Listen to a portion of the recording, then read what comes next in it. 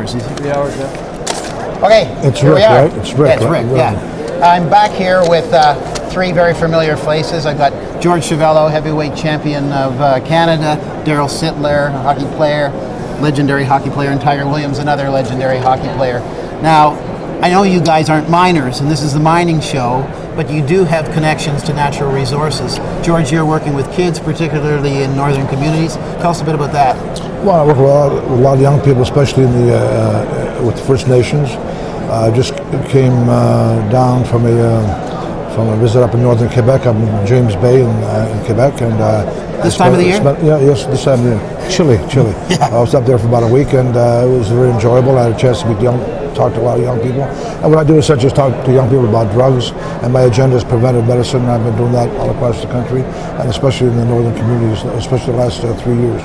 I don't want to get all weepy here, but I think your work is amazing. I've heard you on the radio, I've seen you on television, and talk about an issue that's important, not just for northern communities, but for everybody. But man, what a problem it is these days. Why these kids think this is an avenue to explore, I don't know. It's really insane, and the horrible thing is that when I was a kid, you didn't have access to drugs. Right. Now it's in the schoolyard. I mean, we didn't have the same access when we were kids, but today it's in the schoolyard, and it's very, very dangerous. And kids have to be made aware just how dangerous it really is. But they get fed up false messages, especially through the entertainment industry. They think they can do drugs and get away with it. They do drugs somehow be normal, and nothing can be further from the truth. Absolutely. Darryl, what are you doing down here? Well, I obviously retired from playing hockey in '85 and had to figure out what I'm going to do with my life. We got involved with a number of businesses, and one of which is the mining business. Wallbridge, we formed a private company back in '96, got a TSA listing a few years later. Now, you're from a big mining community, right? Kitchener, St. Jacobs. Well, there's not a lot of Mennonites. We mined a bunch of Mennonites there and a few hockey players, but yeah, I find it interesting. I'm a director of Wallbridge, and I just became a director of another company, Randsburg Gold International, and I find it exciting. As Tiger can say, the hockey gives you the old ups and downs, and you get the adrenaline going, and when you're drilling a property that's exciting, you get the old juices going also. So I'm involved with good people too, and to me that's one of the most important things that I look for when I'm getting involved in a company is the people you're associated with, and it's been fun, and that's why we're down here. Well, I've got a press release I have to read shortly from Wallbridge with some very exciting news, so that's great. And Tiger, what are you involved in? Well, George, I just want to congratulate for your effort, what you're doing, and keep it up. Good to have leadership. But I was a big shareholder of Wallbridge, and then I got involved with a group of guys, and we just did a joint venture called Seymour Exploration with Wallbridge, and I'm a director of that company. But my main business, I'm in the oil and gas business, and I have a company out in Calgary called Pacific Riviera Energy. And are you from out there? I live in Vancouver, but I run the company. I'm the president of the company, and I live in Calgary. And so it's my relationship with Darryl. We just moved it on to from hockey into business, and it's been exciting. I really like the industry, whether it's the oil and gas or the mining sector.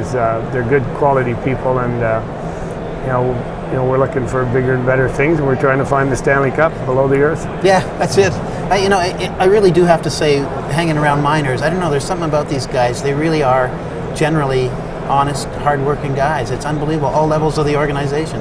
They're very optimistic. People. Yeah, they're always. Yeah, that's true. Well, they're characters. There's lots of guys. I was talking to a fellow this morning. He come to this show over 50 years ago. This is the 73rd annual show. I mean, that's pretty good. 50 years in a row, or whatever it is, coming every year. His name's Carl Houston out of Red Lake.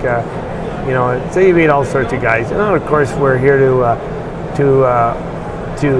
sell our goods to the investing community and to the brokerage community, and it's not an easy job, but when you do score in this business, it's big. Yeah, that's true. I sometimes think, being you three guys, you probably can take about 2 steps before somebody wants to tell you some story or ask you something. I mean, it must be a little tiring some days when you got lots else on your mind. Well, information is an important thing, and you can't make decisions without information. Yep. And Darryl and I have the luxury of running into people and getting information, and that's what it's all about. Yeah, I guess having you guys for some reason, there's credibility in it, because you're icons basically. I mean, it's, you guys are faces that everyone knows in Canada because you accomplished something in your first field, and so they say, well, look what these guys did, when they were playing, when they were boxing, they've got that kind of strength of character, and they believe it, Well, it's nice to be recognized for obviously something we did well, and that's in sports, but it's also nice to be recognized away from the game. And as George always goes on. There you go, Tiger's got another buy or sell, eh, Tiger? You hit again. You know something right now. Jeez. But these guys aren't professional. I can't stand it. But it's nice to be recognized. I've been out of the game 20 years now, and Tiger's been out a few years. To still when you're out in the public eye. But like Tiger said, we have the opportunity to to meet some good people and get involved with them and learn a lot. I think one of the things that's important for any player that's played, we didn't make a lot of money like they're making now, but if you get up in the morning and go to work and you not think that somebody's going to give you something every day, but you go work for it, those opportunities are there. And Tiger's done well, and George and myself, and that's why we're in it. And I mean, it's fun. When I'm directing some other bits and pieces like commercials or small films or something, if I'm looking at kids and I see they've been involved in some kind of organized sports or ballet or swimming or something, I think to myself, these kids will understand the focus, that you have to focus at certain times. They understand setting goals. They understand that it's, like you say, it's not just being handed something. There's some effort that's expected back.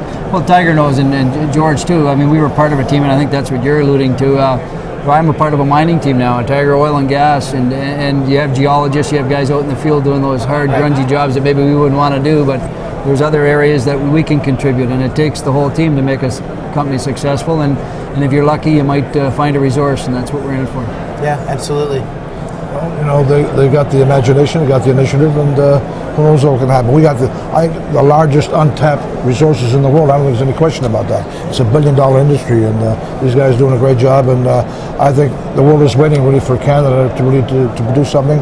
And with that kind of initiative, that kind of imagination, that kind of drive, I think we're going to have it. I think the world is envious of us in a lot of ways. As we have the natural resources, I think we have the intelligence and the drive to accomplish what we want to accomplish. Yeah, absolutely. You can feel the energy picking up. I've been here a few years where it was on a little bit of a downer. It was a bad time, and everybody's very optimistic about the Oil and gas never has a bad time. I mean, they just... Well, every sector has its lows and its highs. We've been at an incredible high here, and it looks like it's going to retain that. But the key thing of getting involved in anything after you're done your playing career, and the three of us know this, is that you got to pick the right people. I mean, there's lots of people would want you on their team, but you got to make sure you pick the right team that's got credibility and their experience in what they're doing. Otherwise, you're going to be out in the middle of the water with no sail up and not going very fast. And so it's really important for me, and I know for Darryl, and is that to pick your right team and pick credible people, because there's thousands of mining deals, and there's thousands of oil and gas deals out there, and you got to pick the one that's got very credible people, and that's the most important thing, and that's what the investors want too. They want credibility behind the deals, and it's not an easy business by any stretch of the imagination, but you get on the right team, and you keep everybody motivated and focused, and the sky's the limit. Now, is oil and gas the same kind of long shot proposition that mining is? I mean, do you drill tons and tons of holes, and I mean, it's a 1 in 10,000 shot basically in mining that something's going to come through. I'm no expert in oil and gas business, and I'm but not I mean, either, it's probably a little bit better than mining just because of the seismic and the 3D, but you get into whether it's a reformation or a fractal situation, but the science has increased so much in both our industries, mining and oil and gas, that you still got to put a drill in, and you got to go down there and figure out what's going on. But it amazes me about the machines that people build nowadays, and the guy that invented them. I always want to meet this guy that invented that particular piece of equipment. But I just talked with 3 guys who do airborne surveying, and it started around 1949, and they now have stuff that flies over and sees 3,000 feet into the ground. So, and they're getting to the point where the information is so accurate, they don't have to have somebody get on the ground. They can look at these things that have come from the airplane that flew over, and they can go in and drill in the right places.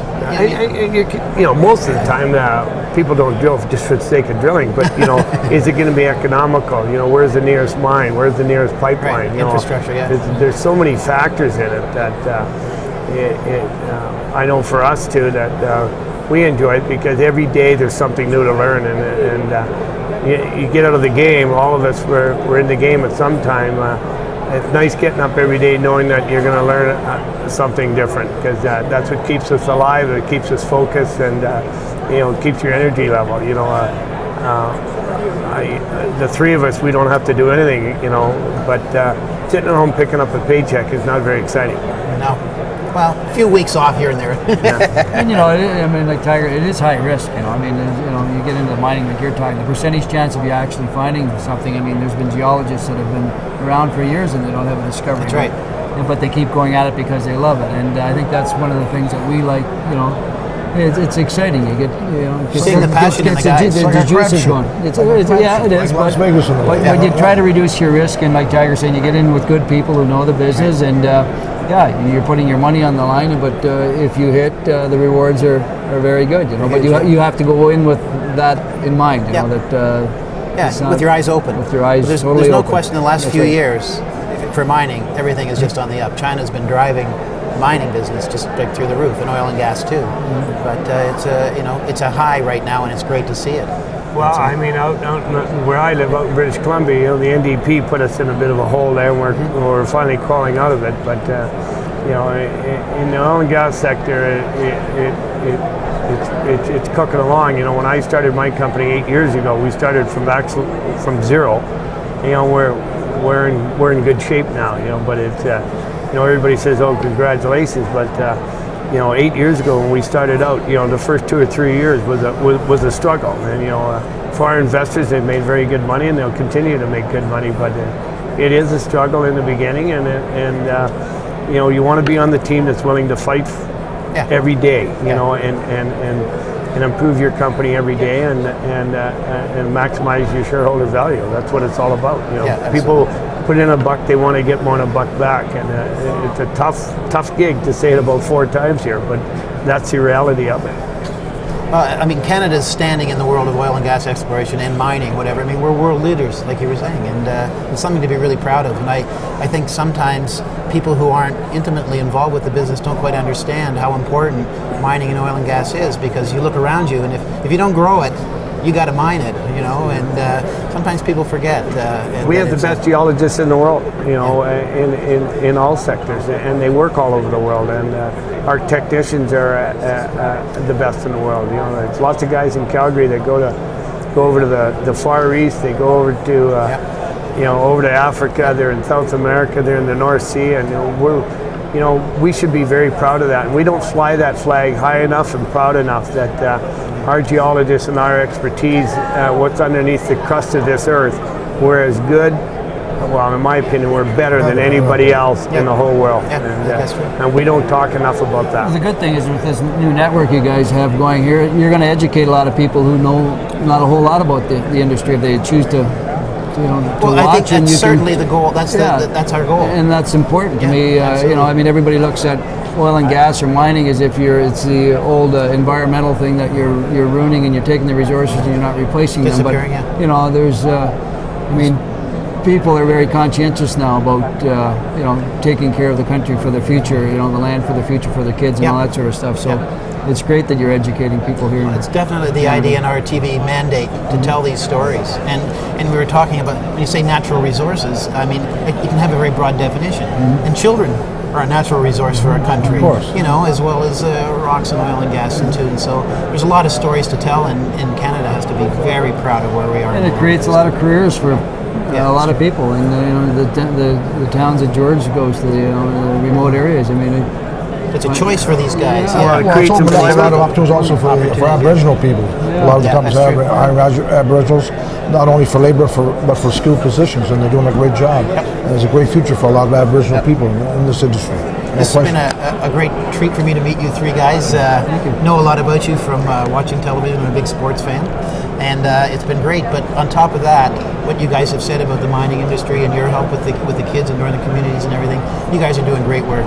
All three of you. You've got to really be proud of what you've accomplished already, but what's ahead of you too. You guys are really big contributors to what's happening in Canada. Well, thank you very, very much. George, thank you. Thank you. Thank you. Darryl, thank you. Thank you.